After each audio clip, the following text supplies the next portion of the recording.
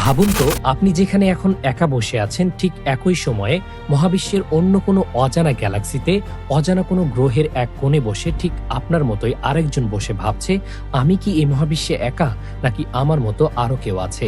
এই প্রশ্নটাই মহাবিশ্বের এখন সবচাইতে বড় রহস্য। মানুষ ছাড়াও কি মহাবিশ্বে অন্য কোনো প্রাণের অস্তিত্ব আছে কিনা, এই প্রশ্ন নিয়ে আজকে কথা বলবো। সঙ্গে আছি আমি ইসমাইল হোসাইন। আমরা যে পৃথিবীতে থাকি এটি একটি ছোট্ট গ্রহ, এবং এই ছোট্ট গ্রহটা রয়েছে মিল্কি ওয়ে নামক একটি গ্যালাক্সিতে।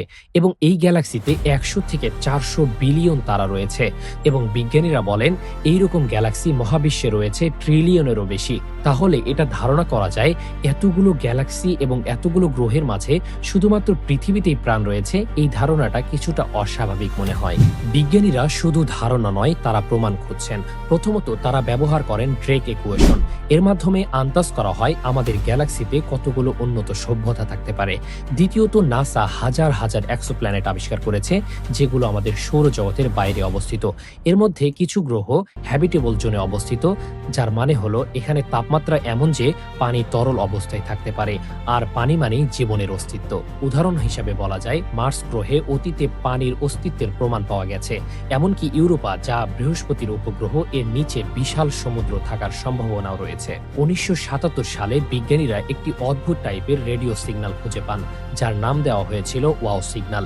এই সিগন্যালটি এতটাই অস্বাভাবিক ছিল যে অনেকেই মনে করেছিলেন এটা হয়তো ভিন্ন কোনো সভ্যতার পাঠানো কোনো বার্তা হতে পারে।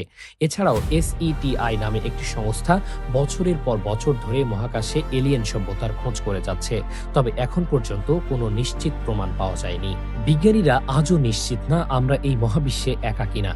কিন্তু এত বিশাল মহাবিশ্ব, এতগুলো গ্যালাক্সি, এতগুলো গ্রহ আর এত সম্ভাবনা দেখে একটা কথা বলাই যায়, আমরা এই মহাবিশ্বে একা না, শুধুমাত্র আমরা তাদেরকে খুঁজে পাইনি। তাহলে এখন আমি আপনার কাছেই প্রশ্ন করতে চাই, আপনার কি মনে হয় এই মহাবিশ্বে কি আমরা একা, নাকি আমাদের মতো আরো অন্য কোনো সভ্যতা থাকতে পারে?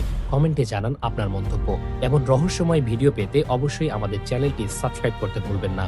আমরা পরবর্তী ভিডিওতে আলোচনা করব আমাদের পৃথিবীর মতো আরো কতগুলো এক্সোপ্ল্যানেট রয়েছে এবং সেগুলো কোথায় অবস্থিত। সকলেই ভালো থাকবেন। আসসালামু আলাইকুম।